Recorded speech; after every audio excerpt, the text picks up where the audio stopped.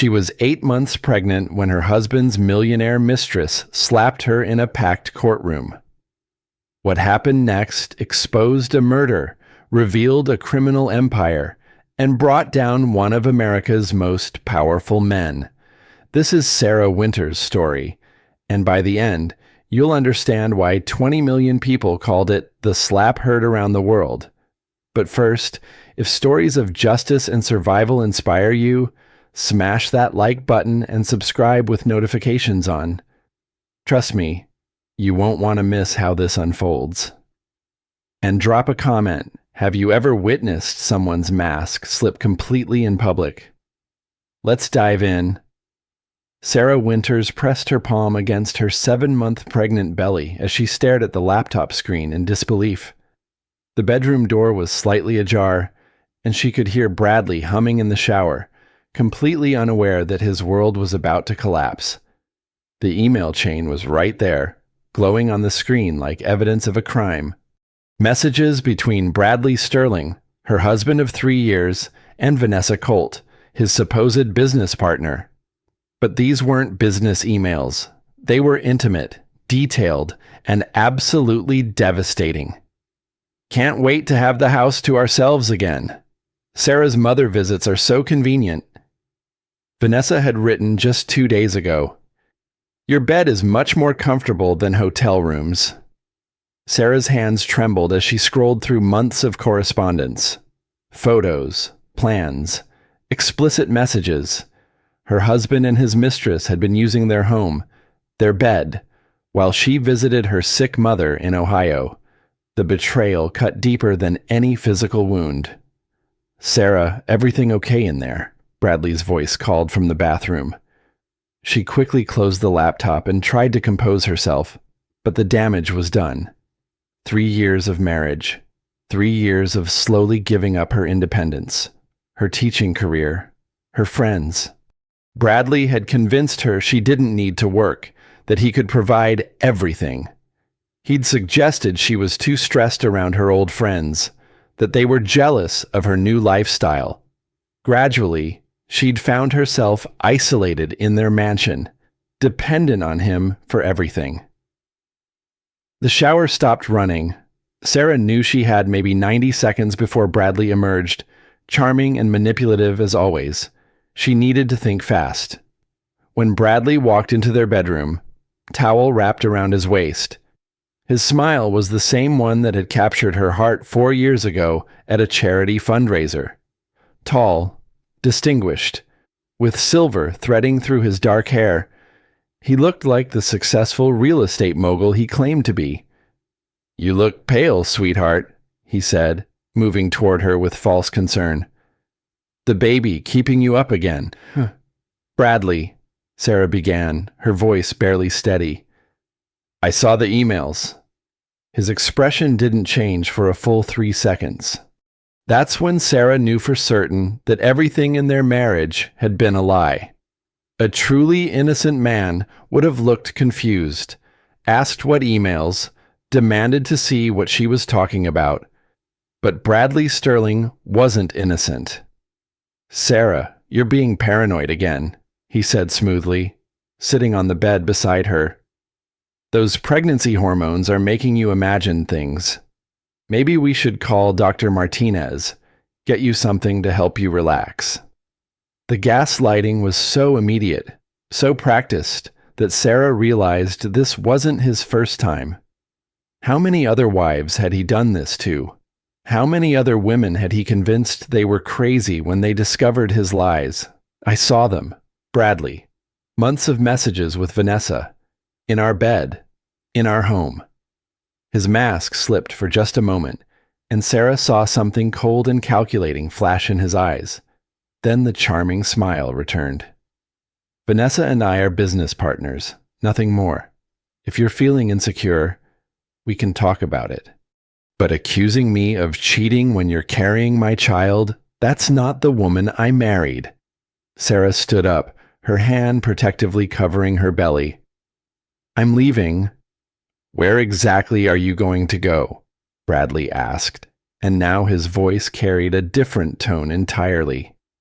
"You have no job, No money of your own. No friends left in this city. Your mother is 3 states away and dying. Face reality. Sarah, you need me." The truth of his words hit her like a physical blow. In 3 years, he'd systematically isolated her from everyone who might help her. She had no credit cards in her own name, no bank account he couldn't access, no career to fall back on. She was trapped. But as her baby kicked inside her, Sarah felt something she hadn't experienced in months: determination. She would find a way out, for both of them. The next morning, Sarah discovered the full extent of her prison. While Bradley was at his office, she tried to access their joint bank account online. Access denied. She called the bank directly. "I'm sorry, Mrs. Sterling, but your husband has restricted access to the account. You'll need his written authorization to make any withdrawals or transfers." Sarah hung up and immediately called their credit card companies. Same story.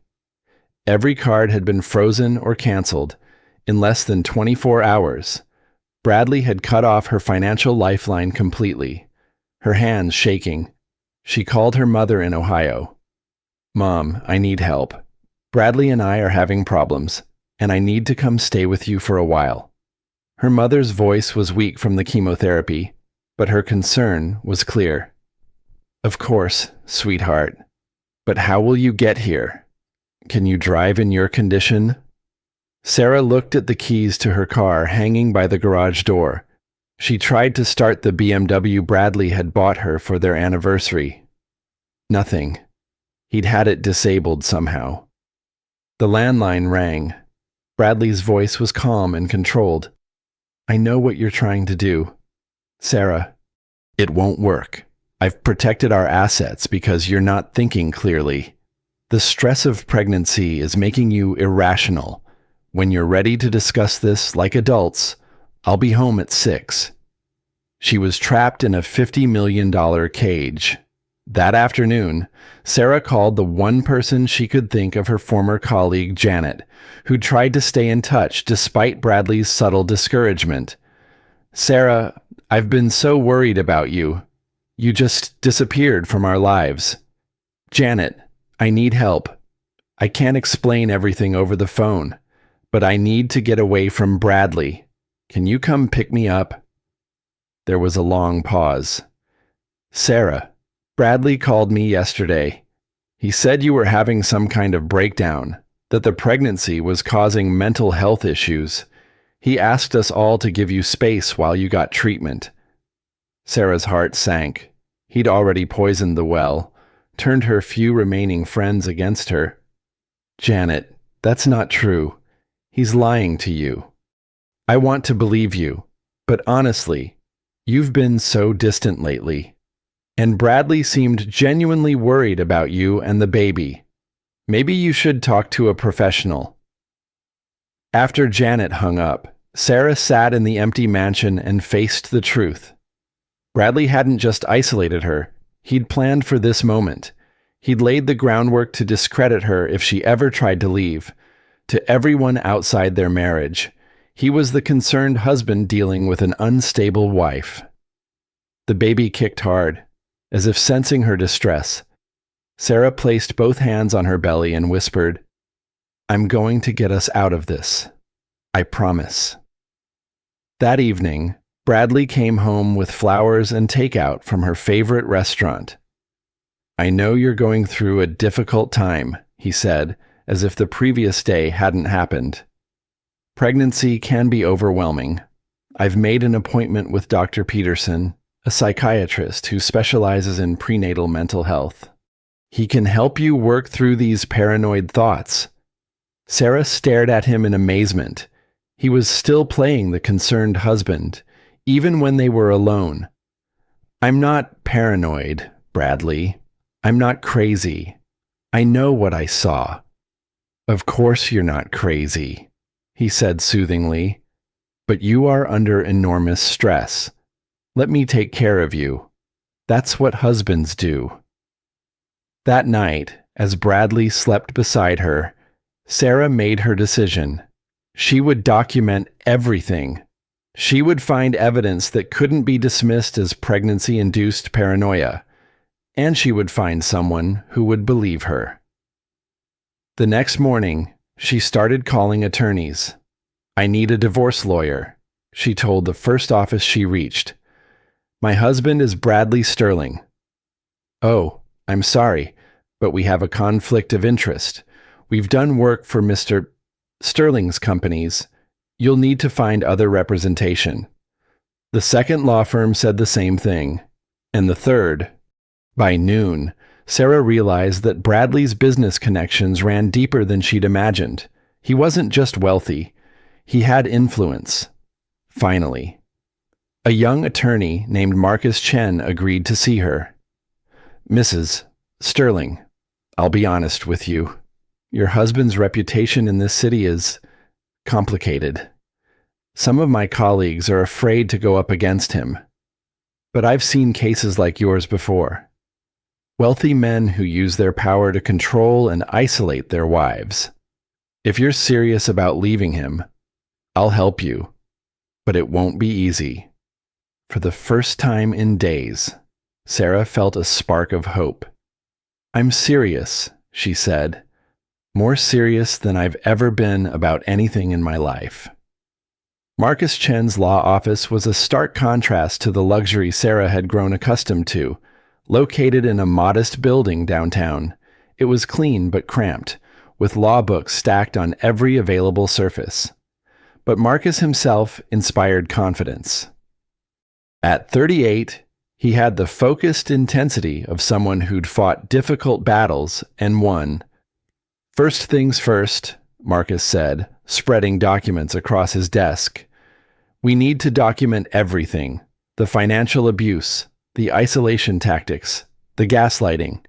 Courts are getting better at recognizing psychological abuse, but we need a paper trail." Sarah had brought printed copies of the emails she'd discovered, along with a timeline of how Bradley had systematically removed her independence. As she talked, Marcus took detailed notes. "The good news is that California is a community property state. You're entitled to half of everything acquired during the marriage. The bad news is that men like your husband are experts at hiding assets." "How much are we talking about?" Sarah asked. "Based on public records, your husband's real estate portfolio is worth at least $50 million. But I suspect there's more: offshore accounts, shell companies, properties held in other names. We'll need a forensic accountant." Over the next 2 weeks, Sarah felt something she hadn't experienced in years: purpose. She was fighting for her future and her child's future. Marcus helped her open a new bank account and apply for credit cards in her maiden name. He also connected her with a women's shelter that could provide temporary housing. "The moment you file for divorce, he'll escalate," Marcus warned. "Men like Bradley don't handle losing control well. Are you prepared for that?" Sarah touched her belly, where her baby was growing stronger every day. "I'm prepared." The divorce papers were filed on a Tuesday morning. By Tuesday afternoon, Sarah's world exploded. Bradley's attorney, Harrison Wells, was everything Marcus wasn't: expensive, connected, and ruthless. His counterfiling painted Sarah as mentally unstable, a gold digger who trapped Bradley with a pregnancy and was now trying to extort him during a psychological breakdown. "Look at this," Marcus said grimly, reading through the response. "They're claiming you've been exhibiting erratic behavior, making false accusations, and showing signs of postpartum psychosis." "I'm not even postpartum yet," Sarah protested.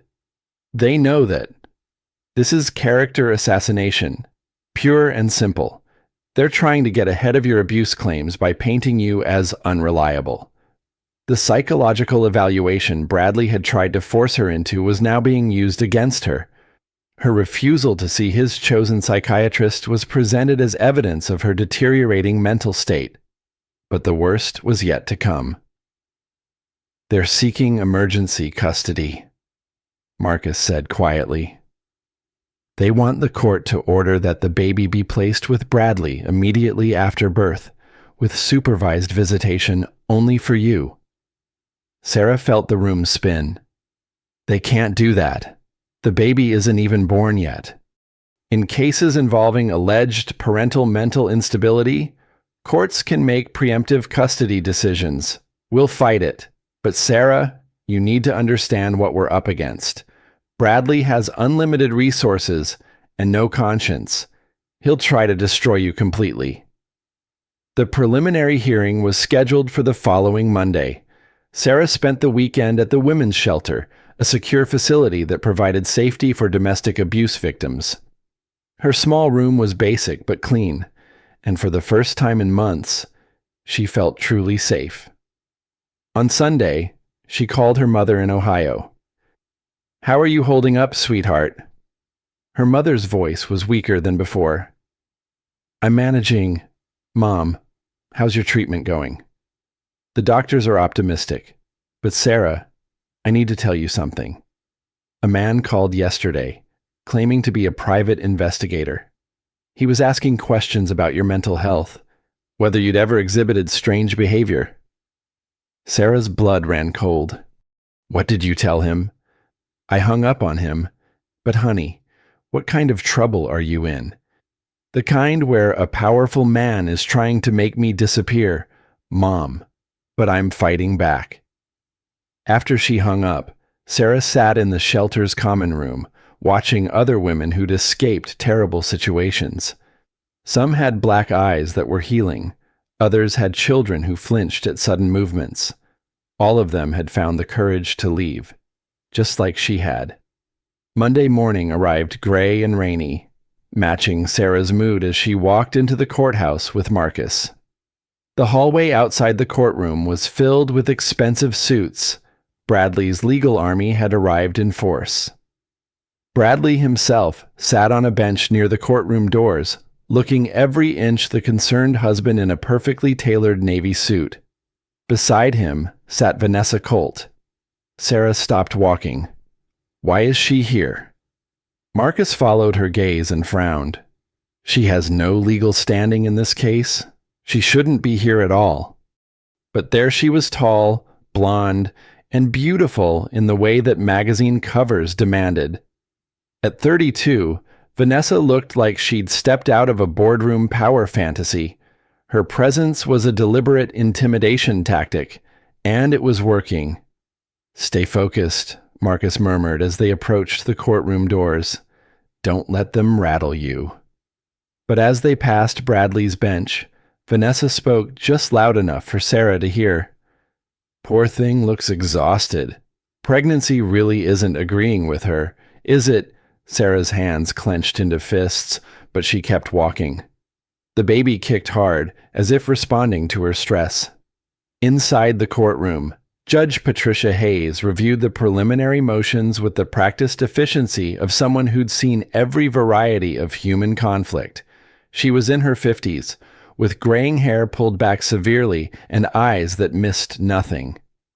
"This is a motion for emergency custody pending psychological evaluation of the respondent," Judge Hayes said. "Mr. Wells, present your argument." Harrison Wells stood with theatrical gravity. "Your Honor, Mrs. Sterling has exhibited increasingly erratic behavior over the past month. She's made wild accusations against my client, refused professional mental health evaluation, and has removed herself to an undisclosed location. We have documented evidence of her instability and serious concerns about her ability to care for a newborn." Marcus rose to respond. "Your Honor, Mrs. Sterling is the victim of systematic emotional and financial abuse.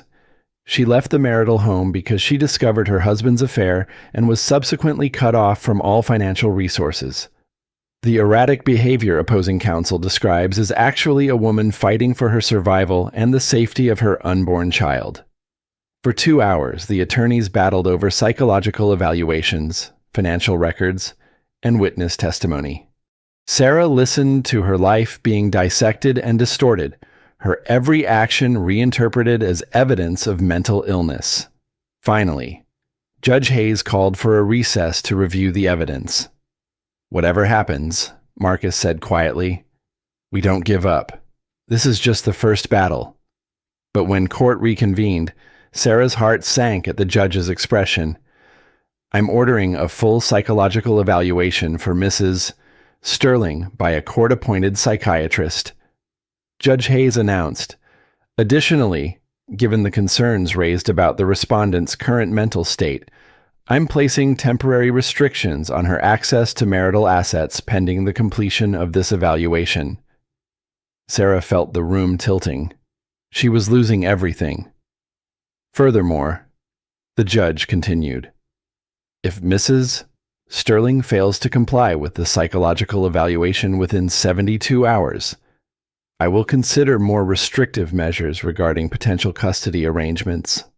As the gavel fell, Sarah realized that Bradley had won the first round completely.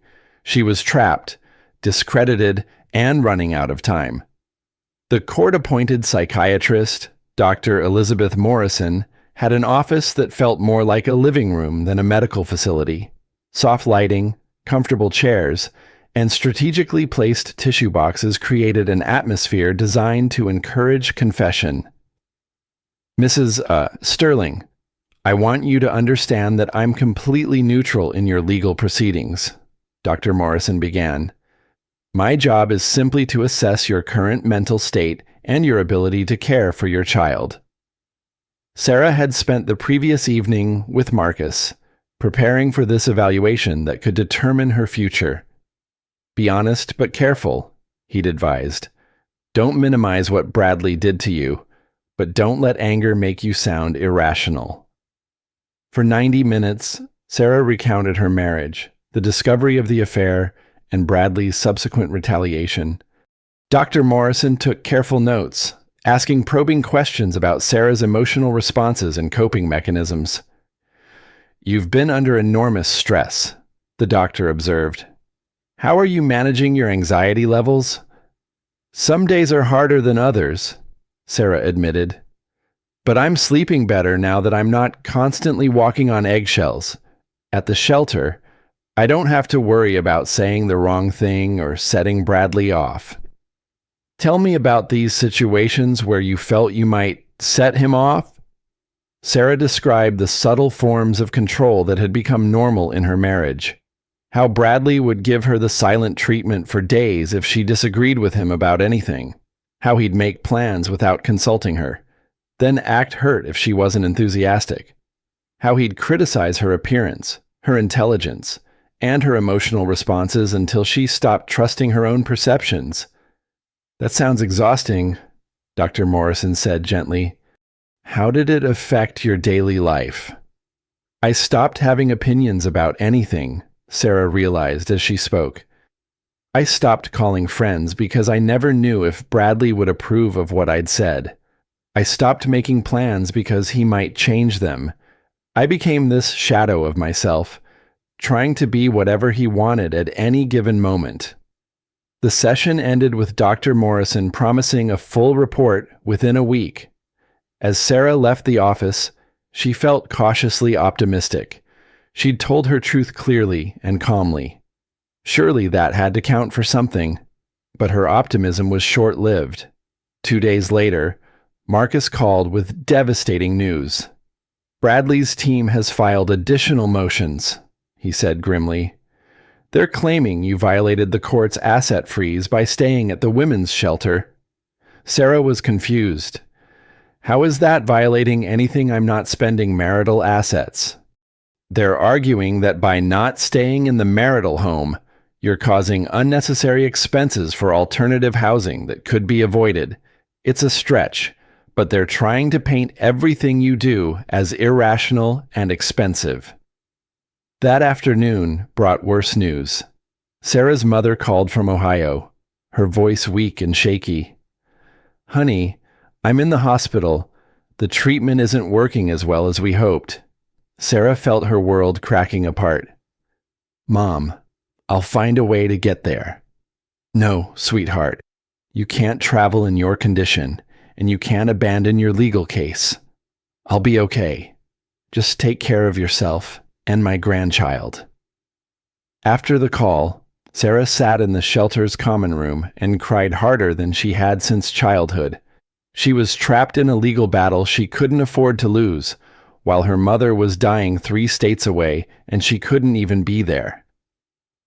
That evening, another resident of the shelter approached her. Maria was in her 30s, with twin boys who played quietly nearby while she worked on a laptop. "I couldn't help but overhear your phone call," Maria said gently. "I went through something similar 2 years ago, different details, but the same pattern: wealthy husband, systematic isolation, legal warfare." "How did it end?" Sarah asked. "I won, but barely. The key was documentation. I recorded everything: phone calls, conversations, threats. California is a one-party consent state for recordings. You might want to consider that." Sarah looked at Maria with new interest. "You recorded him, every conversation for 6 months, when his lawyer tried to paint me as unstable. I played recordings of him threatening me, calling me names, admitting to hiding assets. It changed everything." That night, Sarah called Marcus with Maria's suggestion. "It's risky," he warned. "If you get caught, it could backfire. But if Bradley is as controlling as you describe, he might incriminate himself." The next day, Sarah bought a small digital recorder with money from her emergency fund. She didn't have to wait long to use it. Bradley called her that evening, his voice smooth and concerned. "Sarah, this whole situation has gotten out of hand. I know you're angry about Vanessa, but destroying our family isn't the answer. Come home, and we'll work this out privately." "I can't do that." "Bradley, why are you being so stubborn? I made a mistake. I admit that. But you're carrying my child. That means something. What about all the women before me? Did their pregnancies mean something too?" There was a long pause. Then Bradley's voice changed completely. "I don't know what lies people have been telling you, but you're walking into a disaster. You have no money, no job skills, and soon you'll have a baby to support. Do you really think you can do better than me? I'd rather struggle alone than live in a beautiful prison." "A prison," Bradley laughed coldly. "I gave you everything: designer clothes, expensive jewelry, a house worth more than most people make in a lifetime. And you call it a prison. Because you controlled every aspect of my life. I couldn't make a decision without your approval. I couldn't have friends you didn't choose. I couldn't even access money that was legally mine. That money was mine long before I met you. You contributed nothing to earning it. I contributed 3 years of my life. I gave up my career, my independence, my identity to be the wife you wanted. That has value." Bradley's mask slipped completely now. "Value, you were a small-town teacher, making $30,000 a year. I transformed you into something better. Without me, you're nothing. And after I'm done with you in court, you'll have nothing." The call ended, but Sarah had 43 minutes of recording that revealed the real Bradley Sterling. For the first time in weeks, she smiled. Dr. Morrison's report arrived on a Friday afternoon, and Marcus called Sarah immediately. "It's better than we hoped," he said, though his tone was cautious. "She found no evidence of mental illness or instability. In fact, she specifically noted that your responses were consistent with someone experiencing situational stress due to domestic abuse." Sarah felt a wave of relief. "So the custody motion is dismissed." "Not automatically. Bradley's team will challenge the evaluation and probably request a second opinion, but this gives us solid ground to stand on." The preliminary custody hearing was scheduled for the following Wednesday. Sarah spent the weekend preparing, reviewing timelines with Marcus, and organizing the financial documents they'd managed to gather. On Tuesday evening, her mother called from the hospital. "The doctors want to try a more aggressive treatment," she said, her voice barely above a whisper. "It's risky, but it might buy me more time." "Mom, should I come? The hearing can be postponed." "Absolutely not. You fight for that baby. I'll fight here. We're both strong women. Sarah, we can handle our separate battles." After the call, Sarah sat in her small shelter room and felt the baby moving inside her. In 2 days, she would face Bradley in court with her future hanging in the balance. Her mother was fighting for her life 3 states away. The 2 most important battles of their family were happening simultaneously. Wednesday morning arrived cold and clear. Sarah dressed carefully in the one professional outfit she'd managed to bring from the house, a navy maternity dress that Bradley had once complimented. Now it felt like armor. The courthouse was busier than before, with multiple hearings scheduled. Sarah and Marcus arrived early to review their strategy one final time. "Remember, stay calm no matter what they throw at you," Marcus advised. "Bradley's team will try to provoke an emotional response they can use against you." As they waited in the hallway, Sarah noticed a woman she didn't recognize talking to Harrison Wells, Bradley's attorney. The woman was in her 40s, well-dressed, and taking notes as Wells spoke to her. "Who is that?" Sarah asked Marcus. He followed her gaze and frowned. "I'm not sure, but she looks like a private investigator or maybe a character witness they're planning to call." When the courtroom doors opened, Sarah was surprised to see how many people were present. Bradley's side of the room was filled with what looked like business associates and character witnesses. Her side had only Marcus, herself, and Maria from the shelter, who'd come for moral support. Judge Hayes called the hearing to order and reviewed the psychological evaluation report. Dr. Morrison found no evidence of mental instability or fitness concerns regarding Mrs. Sterling, the judge announced. "However, I understand the petitioner wishes to present additional evidence." Harrison Wells stood with his usual theatrical flair. "Your Honor, we have new information that significantly impacts this case. We'd like to call Carolyn Mitchell to the stand." Sarah felt her blood turn to ice. She grabbed Marcus's arm. "Who is Carolyn Mitchell?" she whispered urgently. Marcus looked confused. "I have no idea." The woman Sarah had noticed in the hallway stepped forward and was sworn in. She was nervous but determined, her hands shaking slightly as she sat in the witness chair. "Mrs. Mitchell, please state your relationship to the parties in this case," Wells prompted. "I was married to Bradley Sterling from 2018 to 2020, Caroline said. "Before he married Mrs. Sterling." The courtroom went completely silent. Sarah stared at Marcus, who looked as shocked as she felt. "Your Honor," Marcus stood quickly. "This witness was not disclosed during discovery. We object to this testimony." "Overruled," Judge Hayes said. "The witness may continue, but I'll consider the lack of disclosure when weighing her testimony." Caroline Mitchell continued, her voice growing stronger. "Bradley and I met at a charity event, just like he met Mrs. Sterling. The pattern was identical. He swept me off my feet, convinced me to quit my job, isolated me from friends and family." Sarah's heart was pounding. This was what Vanessa had meant about other women. "What happened to your marriage, Mrs. Mitchell?" Wells asked. "When I got pregnant, Bradley changed completely. He became controlling, emotionally abusive. When I tried to leave, he used the same tactics I see him using now: financial control, character assassination, threats." "And what was the outcome?"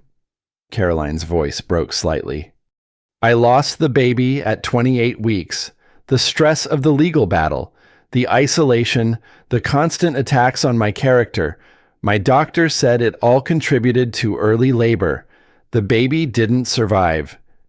Sarah gasped audibly. The courtroom murmured with shock. After I lost the pregnancy, Bradley immediately dropped all his custody claims and agreed to a quick divorce. He got what he wanted. I was no longer inconvenient. Marcus was on his feet immediately. Your Honor, this testimony is highly prejudicial and— I'll allow it, Judge Hayes said grimly. Continue, Mrs. Mitchell. I came forward because I couldn't let him do to another woman what he did to me. When I saw Mrs. Sterling's case in the news, I contacted her attorney. Bradley Sterling destroys women who get in his way, and pregnancy makes us vulnerable. Wells tried to discredit Caroline's testimony, suggesting she was bitter about her divorce settlement and mentally unstable herself, but her story was too detailed, too consistent, and too familiar to Sarah's experience. When Caroline stepped down, the courtroom was silent except for the sound of Sarah crying quietly. She wasn't just fighting for custody. She was fighting for her life and her baby's survival. Judge Hayes called a brief recess, and Marcus immediately huddled with Sarah. This changes everything, he said. Caroline's testimony establishes a pattern. But Sarah, we need to be prepared for Bradley to escalate even further. He's been exposed, and men like him don't handle that well. When court reconvened, Judge Hayes delivered her ruling. Based on the psychological evaluation, the testimony of Caroline Mitchell, and the evidence presented, I find no grounds for emergency custody removal. Mrs. Sterling will retain full parental rights upon the birth of her child. Sarah felt weak with relief, but the judge wasn't finished. However, given the serious allegations presented today, I'm ordering a full investigation into Mr. Sterling's business practices and financial disclosures. This court takes allegations of financial abuse very seriously. As they left the courthouse, Sarah felt victorious for the first time since the whole ordeal began. But her celebration was short-lived. Her phone rang as she reached the parking lot. It was the hospital in Ohio. Her mother had taken a turn for the worse during the experimental treatment. She had maybe days left. Sarah stood in the parking lot, torn between the legal battle that was finally turning in her favor and the mother who was dying while she couldn't be there. Go, Marcus said gently. We've bought you some time. Caroline's testimony was a game changer, but the real battle is just beginning. Bradley won't give up easily. As if summoned by Marcus's words, Sarah's phone buzzed with a text from an unknown number. You think you've won something. You have no idea what's coming next. This was just the warm-up. The number was blocked, but Sarah knew exactly who had sent it. Sarah made it to Ohio just in time. Her mother, Helen Winters, lay in the hospital bed looking fragile and small, but her eyes still held the fierce love that had shaped Sarah's childhood. I'm so proud of you, Helen whispered, gripping Sarah's hand with surprising strength. You're fighting for your baby the way I should have fought harder for you. What do you mean, Mom? Helen's eyes grew distant. Your father wasn't a good man. Sarah, I was young and scared, and I let him control too much. But you're stronger than I was. You won't let Bradley win. They spent 3 precious days together. Helen shared stories about Sarah's childhood that she'd never heard, advice about motherhood, and warnings about the battles still to come. Powerful men like Bradley don't accept defeat, Helen said on their last morning together. When they can't control you, they try to destroy you. But you have something he doesn't. You have truth on your side. Helen passed away peacefully that afternoon, with Sarah holding her hand. The funeral was small, just Sarah, a few of Helen's friends, and the pastor who'd known the family for 20 years. Sarah felt completely alone in the world, 7 months pregnant and fighting a legal war against a man with unlimited resources. But when she returned to California 3 days later, she discovered her mother's final gift. Marcus was waiting at the airport with Detective Ray Martinez from the Financial Crimes Division. "Sarah, your mother called Detective Martinez 2 weeks ago," Marcus explained as they drove from the airport. "She hired a private investigator to look into Bradley's business dealings." Detective Martinez was a compact man in his 40s with intelligent eyes and the weathered look of someone who'd seen every variety of human corruption. "Your mother was convinced that Bradley's pattern with wives was connected to larger criminal activity," he said. "She was right. We've been investigating Sterling Properties for money laundering, and your case gave us the opening we needed." Money laundering. Bradley's real estate empire is largely a front for washing money from various criminal enterprises. The expensive lifestyle, the quick marriages to respectable women, the careful public image. It's all designed to provide legitimacy for dirty money. Sarah felt dizzy. "So, I wasn't just his wife. I was his cover story." "Exactly. A pregnant wife from a respectable family makes him look stable and trustworthy. But when wives start asking questions or demanding independence, they become liabilities." Marcus leaned forward from the front seat. "Detective Martinez has been coordinating with the FBI. They're building a RICO case, but they need more evidence." "That's where you come in," the detective said. "We know Bradley will contact you soon. He's facing federal charges if this investigation goes forward, and you're his biggest threat right now. He'll try to intimidate you, bribe you, or discredit you completely."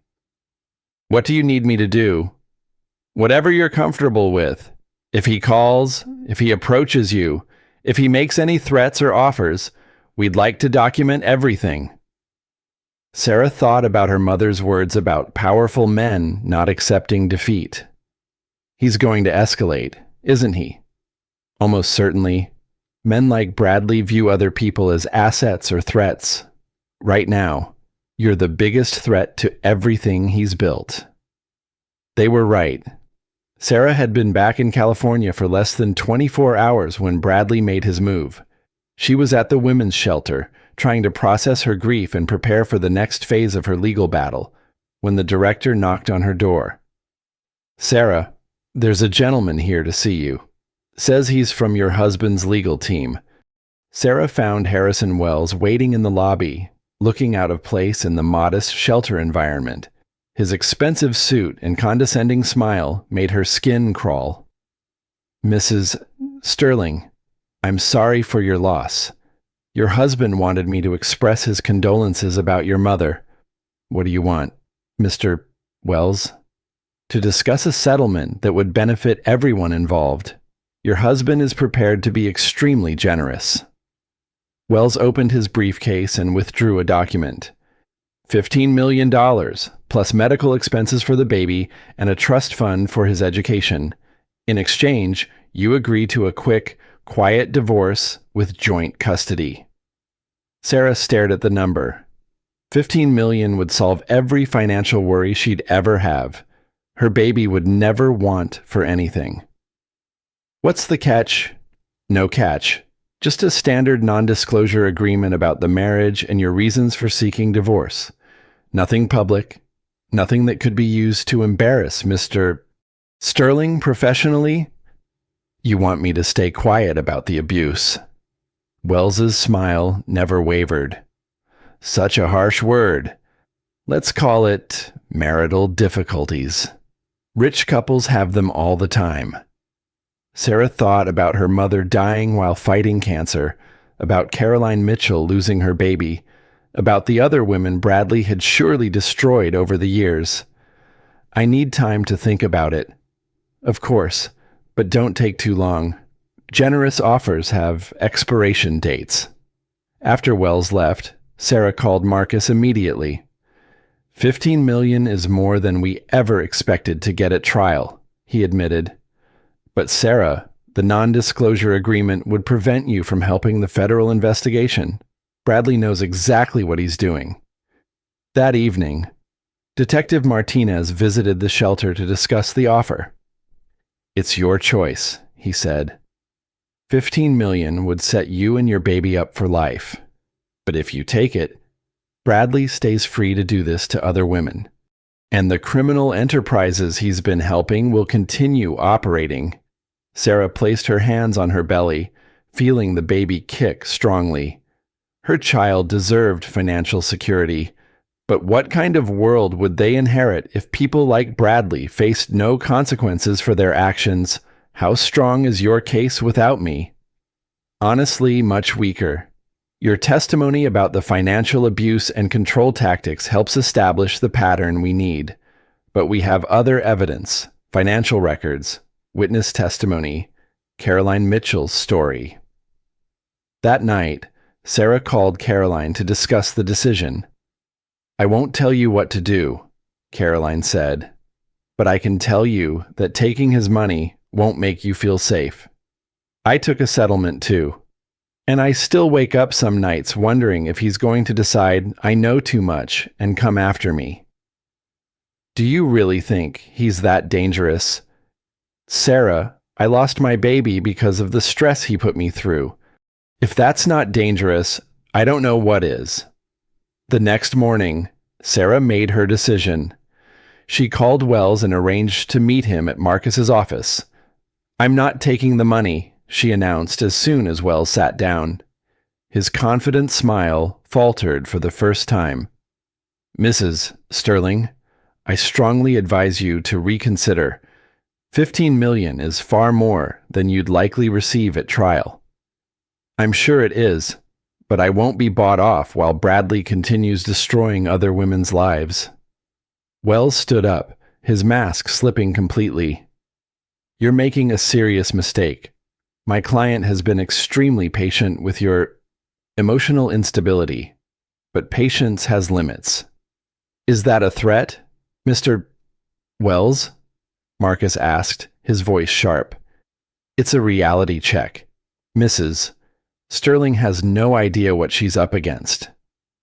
After Wells left, Sarah felt a mix of fear and determination.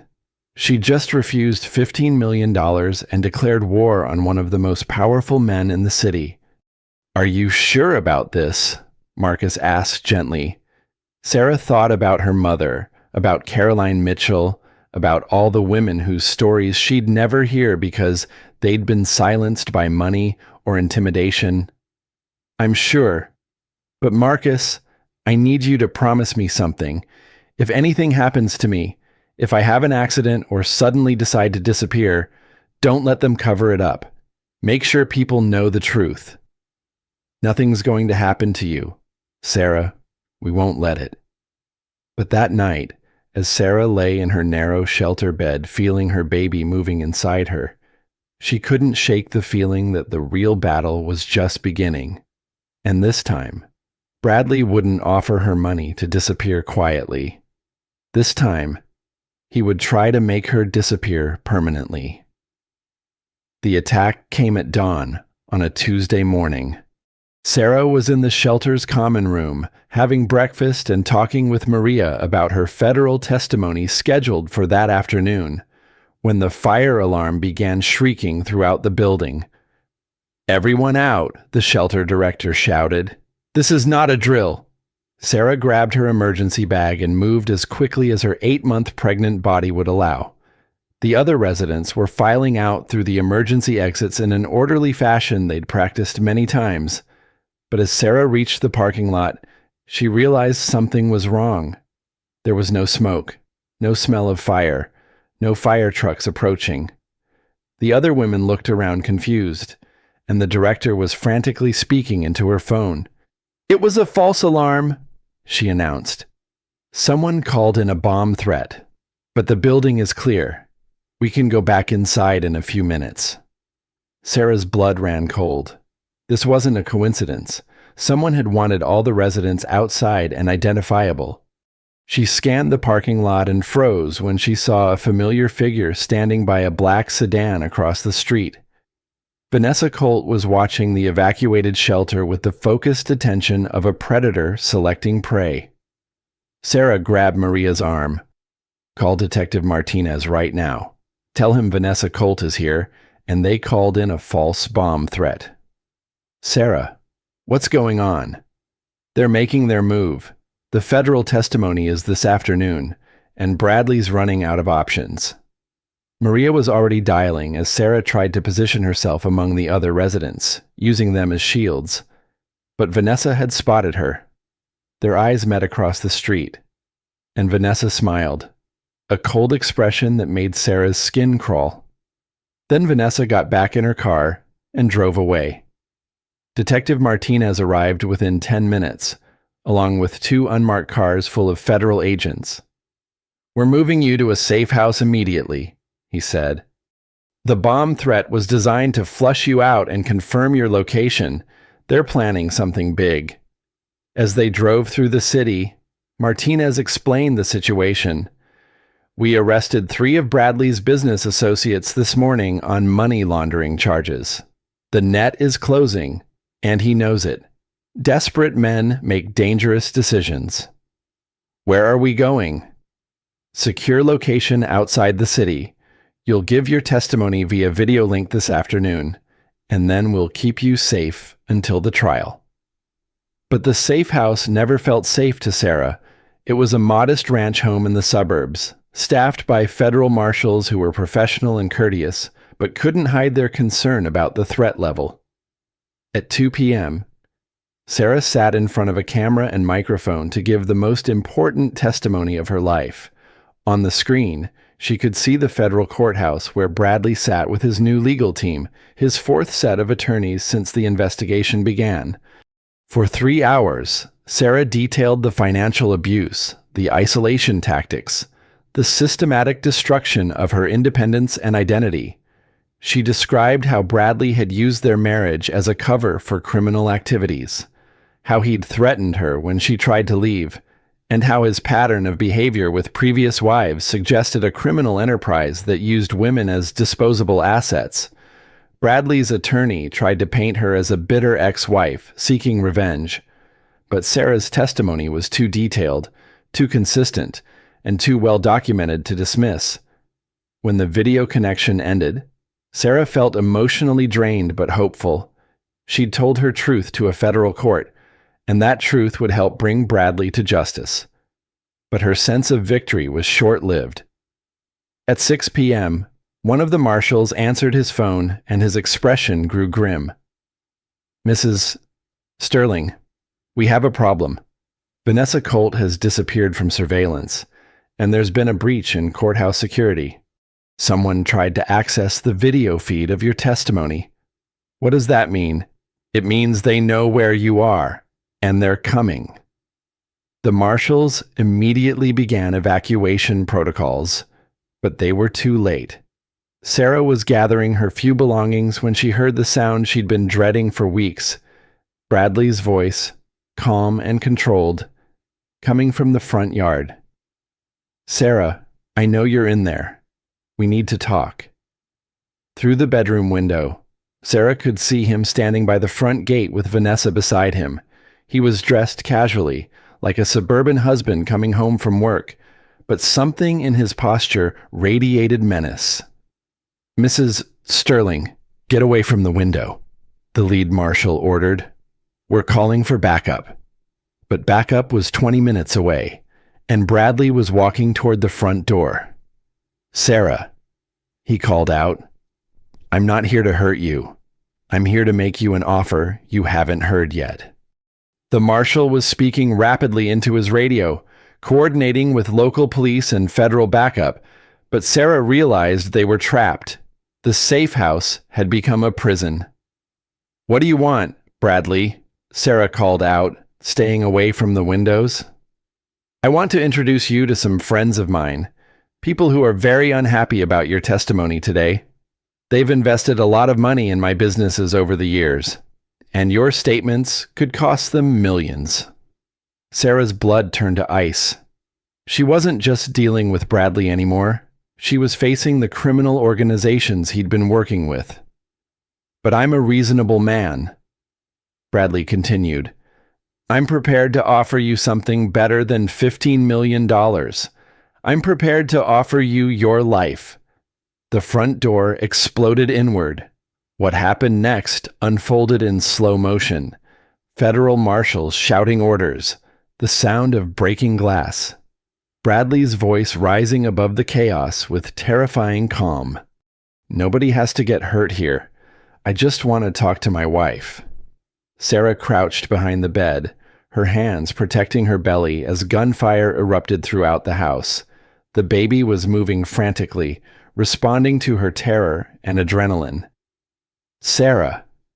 Vanessa's voice cut through the noise. "This ends now, one way or another." Then she was there, standing in the bedroom doorway with a gun pointed directly at Sarah's swollen belly. "You should have taken the money," Vanessa said, her voice deadly calm. "You should have stayed quiet and raised your baby in luxury, but you had to play the hero. Vanessa, please, the baby is innocent. The baby is leverage, Bradley's leverage, and you've made yourself too dangerous to keep alive." Sarah heard footsteps in the hallway, one of the marshals approaching carefully, but Vanessa heard them too. "Tell your protector to back off, or I shoot you right now." "She's pregnant," the marshal shouted from the hallway. "Let her go." Vanessa laughed, a sound completely devoid of humanity. "Pregnancy didn't protect Caroline Mitchell's baby. It won't protect this one either." "You killed Caroline's baby." "I helped her fall down some stairs. Tragic accident.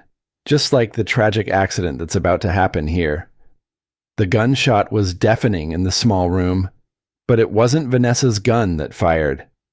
Detective Martinez stood in the bedroom doorway, his weapon trained on Vanessa, who was now on the floor clutching her shoulder and screaming in pain and rage. "It's over," Martinez said grimly. "Bradley's in custody. His criminal associates are being rounded up, and you're going to prison for the rest of your life." Sarah collapsed against the wall, her hands still protectively covering her belly. The baby was still moving, still fighting, still alive. "Is it really over?" she whispered. Martinez helped her to her feet.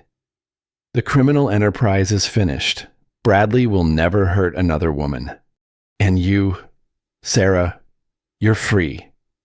As the paramedics checked Sarah and the baby, as crime scene investigators photographed evidence, as Vanessa was loaded into an ambulance under heavy guard, Sarah finally allowed herself to believe that her nightmare was ending. She was free, her baby was safe, and Bradley Sterling's reign of terror was finally over. But freedom, Sarah was about to discover, came with its own challenges. 6 weeks later, Sarah stood in the maternity ward of Cedars-Sinai Hospital, cradling her newborn son, Jacob Helen Winters, named for her mother and carrying her maiden name, had arrived 3 weeks early, but healthy and strong. The delivery had been surprisingly peaceful. No legal battles, no threats, no federal marshals stationed outside her room. Just Sarah, Marcus, who'd become more friend than attorney, Maria from the shelter, and a team of medical professionals who treated her like any other new mother. Bradley was awaiting trial in federal prison without bail. The evidence against him was overwhelming: financial records, witness testimony, recorded conversations, and Vanessa's eventual confession in exchange for a reduced sentence. His empire of legitimate businesses and criminal enterprises had collapsed completely. "He looks like you," Marcus observed, peering at the baby through the nursery window. "Definitely got your stubborn chin." Sarah laughed, the sound foreign after months of fear and stress. "Good. He'll need to be stubborn to survive in this world." The media attention had been intense but manageable. Sarah's story had resonated with women across the country who'd survived similar abuse, and the foundation she'd established with part of the settlement money was already helping dozens of women escape dangerous situations. "Caroline Mitchell called this morning," Marcus said. "She wanted to congratulate you and ask if you needed any help with the foundation." Sarah smiled. Caroline had become an unexpected ally and friend, someone who understood the unique trauma of surviving Bradley Sterling. Together, they were working to establish support networks for women who'd been financially and emotionally abused by wealthy partners. "What did you tell her?" "That you're always looking for help, but you're also finally learning to rest." It was true. For the first time in years, Sarah felt genuinely at peace. The legal battles were over, her financial future was secure, and most importantly, her son was safe. Dr. Jennifer Park, Sarah's obstetrician, stopped by during evening rounds. "How are you feeling, Sarah?" "Tired, sore, and completely in love," Sarah replied, gazing down at Jacob. "Is that normal?" "Doctor," Park smiled.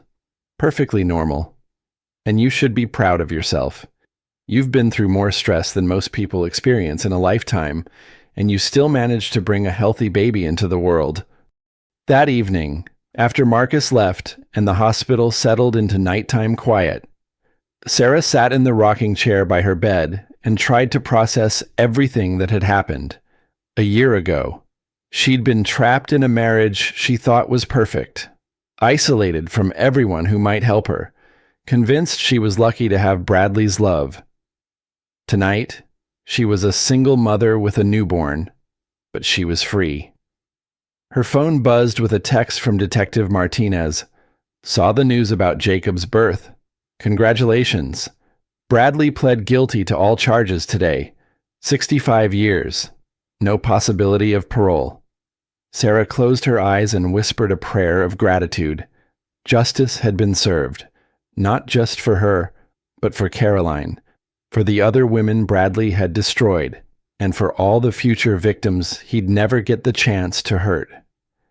When she opened her eyes, Jacob was looking at her with the unfocused gaze of a newborn, but Sarah could swear she saw intelligence there already.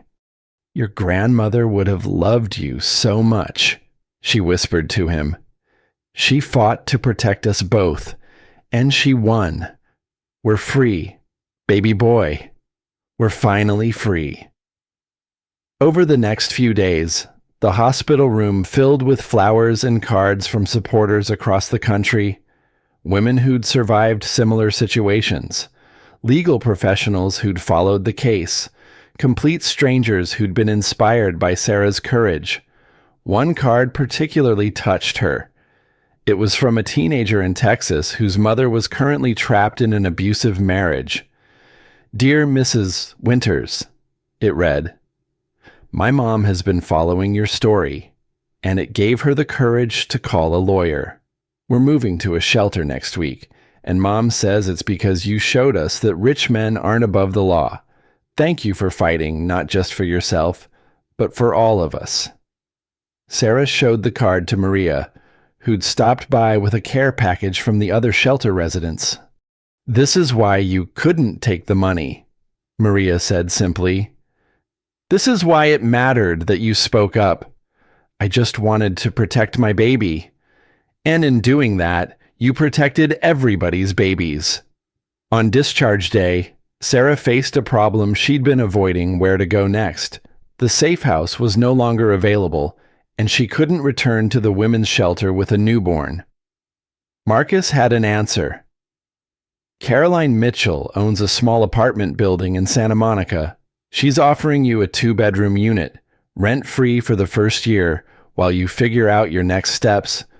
I can't accept charity. It's not charity.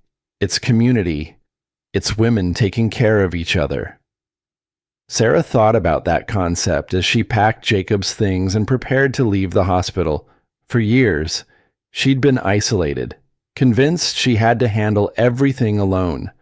Now she was surrounded by a network of people who wanted to help, not because they wanted something from her, but because they'd been where she was and understood the struggle.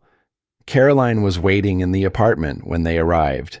She'd furnished it simply but comfortably, with everything a new mother might need.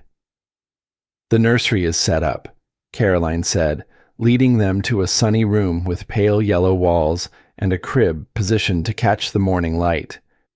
"And there's a security system, just in case you ever feel unsafe."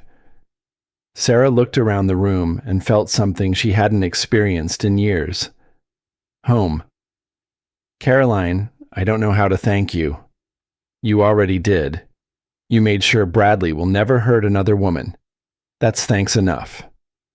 That first night in her own space, Sarah sat in the nursery feeding Jacob and planning their future. She had enough money to live comfortably without working, but she wanted to work. The foundation needed her attention, and she was considering going back to school for a law degree. "What do you think?" she asked Jacob. "Should Mommy become a lawyer, help other women the way Marcus helped us?" Jacob made a small sound that Sarah chose to interpret as approval. As she put him down for the night, Sarah realized that her story wasn't ending. It was beginning. Everything that had happened with Bradley, as terrible as it had been, was just the first chapter of a much larger story about survival, justice, and the power of women supporting each other.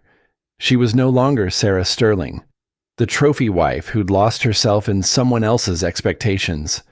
She wasn't even Sarah Mitchell, the victim who'd fought back against impossible odds. She was Sarah Winters, mother, advocate, and survivor. And she was just getting started.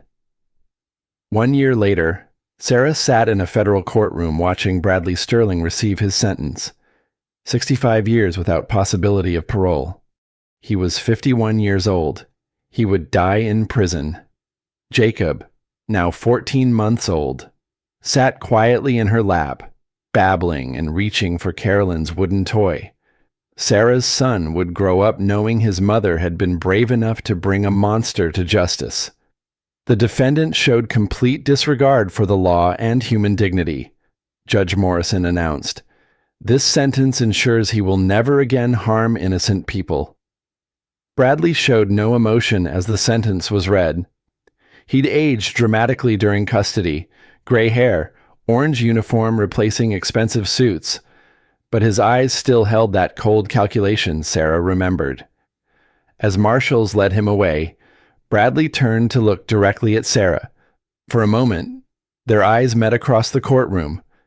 Sarah looked down at Jacob, who was reaching toward the lights with pure joy. When she looked back, Bradley was gone. "How do you feel?" Marcus asked outside. "Free. Finally. Completely free." Detective Martinez waited with news about the broader investigation. "We've dismantled the entire network. 43 arrests, over 200 million seized, 3 major criminal organizations destroyed. Your testimony unlocked everything." Sarah shifted Jacob to her other arm. "What about the other victims?" Carolyn's testified at 4 similar trials, helped convict 3 other men using the same tactics. The foundation has helped over 300 women escape. The Sarah Winters Foundation had grown beyond imagination, comprehensive support network offering legal services, financial assistance, housing, job training. Carolyn ran operations while Sarah focused on advocacy and speaking. "There's something else," Martinez continued. "The California legislature wants to name new domestic violence legislation after you. The Sarah Winters Act would require courts to consider financial abuse for emergency custody protection." Tears filled Sarah's eyes. A year ago, she'd felt powerless. Now her name would be on laws protecting other women. That evening, Sarah and Jacob had dinner with Caroline at their favorite Italian restaurant. "I have something to tell you," Caroline said over dessert. "I'm getting married." Sarah nearly choked. "What, when, who?"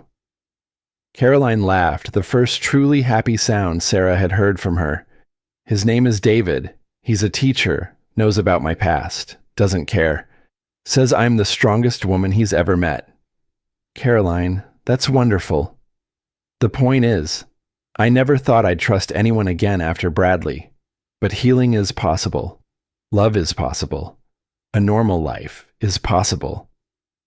Sarah watched Jacob destroying bread while giggling, realizing Caroline was right. She'd been so focused on surviving and fighting that she'd forgotten to consider what came after victory. "Have you thought about dating?" Caroline asked gently. "Honestly, no. Jacob and foundation work take all my energy. But maybe someday, when you're ready to recognize genuine kindness versus manipulation, you will. That's what healing looks like." 2 weeks later, Sarah spoke at a domestic violence advocates conference in Chicago, her first major engagement since Jacob's birth. "He'll be fine," Caroline assured her at the airport. "You need to do this work. Other women need your story." The conference overwhelmed her in the best way. Hundreds of people dedicated to helping abuse victims, social workers, attorneys, counselors, survivors turned advocates. Her keynote focused on financial abuse, often overlooked but extremely effective at trapping victims. Bruises heal and fade, Sarah told 800 people, but financial dependency can last a lifetime. When someone controls your money, they control your ability to leave, seek help, survive independently. The response was overwhelming. Woman after woman shared stories of financial control and economic abuse. Sarah realized she was part of a movement much larger than her individual case. After the conference, a literary agent approached her. "Have you considered writing a book your story could reach millions of trapped women?" Sarah's first instinct was no, but she thought about that teenager in Texas whose mother found courage through her case. What would be the purpose? Education, inspiration, proof that escape is possible even when abusers seem all-powerful. That night, video calling Caroline and Jacob, she watched her son taking fearless steps, falling and getting back up. "They want me to write a book," she told Caroline. "Will you do it? If it helps one woman find courage to leave, it'll be worth reliving everything." Returning to California, Sarah began turning trauma into hope. Writing meant revisiting every moment with Bradley, analyzing his control tactics, examining how she found strength to fight. But it also meant celebrating victories, finding Marcus, meeting Caroline, exposing Bradley's crimes, bringing Jacob safely into the world. 6 months later, Sarah held her book, Breaking Free: How I Escaped Financial Abuse and Found My Voice. The dedication read, "For Jacob, who gave me reason to fight. For my mother Helen, who gave me strength to win. For every woman still fighting, your voice matters." The book became a bestseller within 3 weeks. More importantly, it became a resource. Shelters ordered hundreds of copies. Support groups used it for discussions. Law enforcement included it in training programs. Sarah's story had become larger than herself, proof that escape was possible, justice could prevail, and sometimes our darkest moments become foundations for our greatest contributions. Tucking Jacob into bed, Sarah whispered her nightly words, "You are safe, you are loved, and you are free." But now she added, "And you are part of a family that fights for justice." Jacob looked up with eyes holding his father's intelligence, but none of his cruelty. Sarah knew the cycle had finally been broken. 5 years after the trial, Sarah stood before the United States Senate Judiciary Committee. Jacob, now 6, sat in the gallery with Caroline, occasionally waving at his mother. Dr. Sarah Winters turned personal tragedy into a national movement for justice. Senator Patricia Williams announced, "Her foundation has helped over 2,000 women escape abusive relationships." Sarah adjusted the microphone, remembering the scared woman who discovered Bradley's affair years ago. "Financial abuse isn't just about controlling bank accounts," she testified. "It's about controlling hope. When someone can't access money for gas or a lawyer, they can't escape. During questioning, Senator Hayes asked the expected challenge, critics argue women like you, who received substantial settlements, can't understand women with fewer resources. I spent months believing I had no options, Sarah replied. The fear and isolation don't change based on your bank balance. I've used whatever privilege I gained to help women without those advantages. After her testimony, Jacob peppered her with questions about the senators and why Mommy had to talk to strangers. Those senators make rules to keep people safe, Sarah explained. I was asking them to help women like Aunt Caroline when she was sad. That evening, in their Santa Monica apartment, Sarah helped Jacob with homework while dinner cooked. Jacob attended a progressive school emphasizing emotional intelligence. Sarah had completed her law degree through night classes, giving her credibility for advocacy work. The foundation had expanded to 12 cities, offering job training, financial literacy, legal clinics, and support services. But most importantly, Sarah had found personal peace. 2 years earlier, she'd started dating Michael Torres, a trauma therapist. Their relationship developed slowly, built on mutual respect rather than passionate intensity. How did the testimony go? Michael asked at dinner. Senator Williams seems optimistic about the votes. Tell me about the senators, Michael asked Jacob. Some wore shiny pins and one lady had really tall hair. But Mommy wasn't scared because she's brave and helps people. Jacob said matter-of-factly, later. Sarah stood on her balcony watching the ocean. Her phone buzzed with a text. Dr. Winters, I saw your testimony today. I just left my husband after 15 years. Your book gave me courage. Sarah typed back, you gave yourself the courage. You're going to be okay. You're not alone. Messages like this arrived daily, reminding her why reliving trauma publicly was worthwhile. Caroline knocked with tea, wearing the contented smile of someone who'd found happiness after surviving hell. David's working late. Wedding plans are simple. Ceremony in 3 months.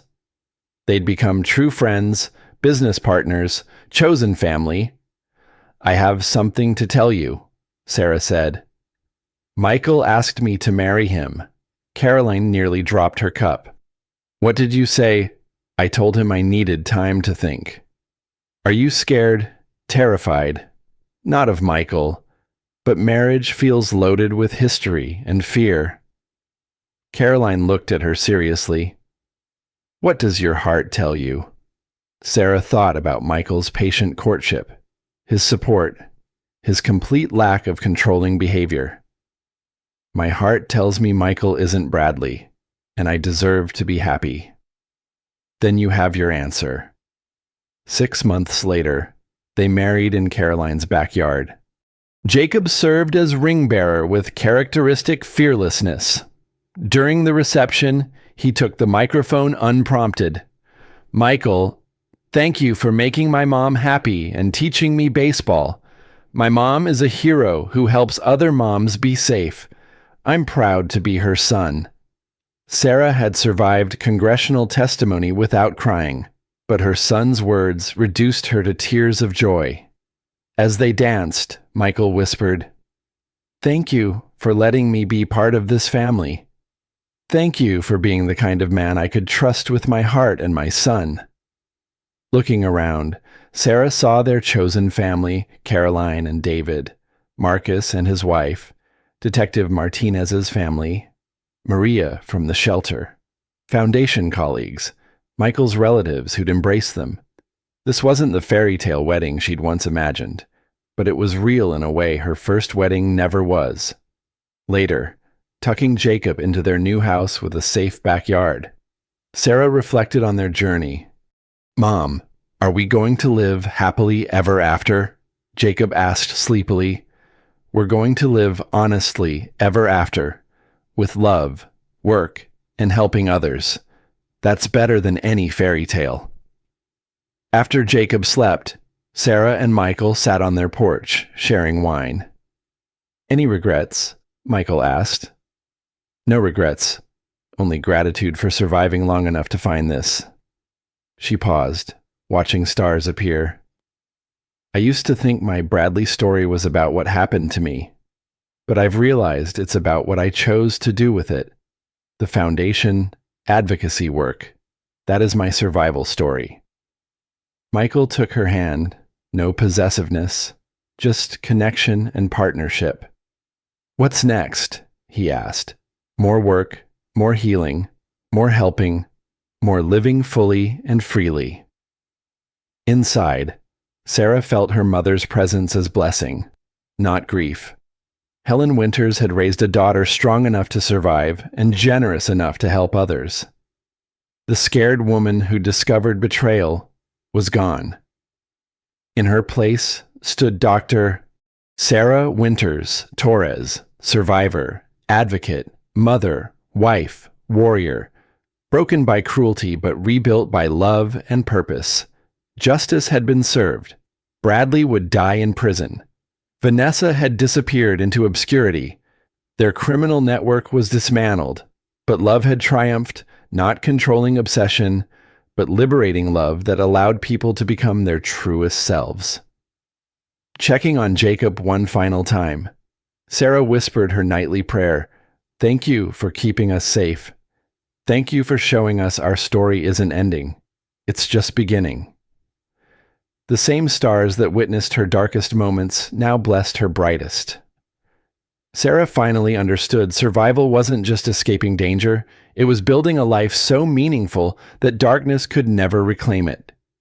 The Millionaire's mistress had slapped a pregnant woman in court, thinking she was destroying a rival. Instead, she'd awakened a force for justice protecting countless women for generations. Sarah Winters had transformed pain into power, trauma into triumph, her story into hope for millions who deserved complete freedom. 10 years later, the Sarah Winters Foundation celebrated its anniversary, having helped 10,000 women and changed legislation in all 50 states. Sarah, now 41, addressed supporters with 16-year-old Jacob and Michael beside her. 10 years ago, I thought my story was ending. Today, I know it was beginning. Every woman we've helped, every law changed. That's our legacy. That's what happens when survivors refuse silence and communities choose to listen. The audience included Caroline with her twin daughters, Detective Martinez with his family, Marcus running the Foundation's legal clinic, and countless survivors who'd found their voices. Sarah's story proved that in our darkest moments, we can choose hope.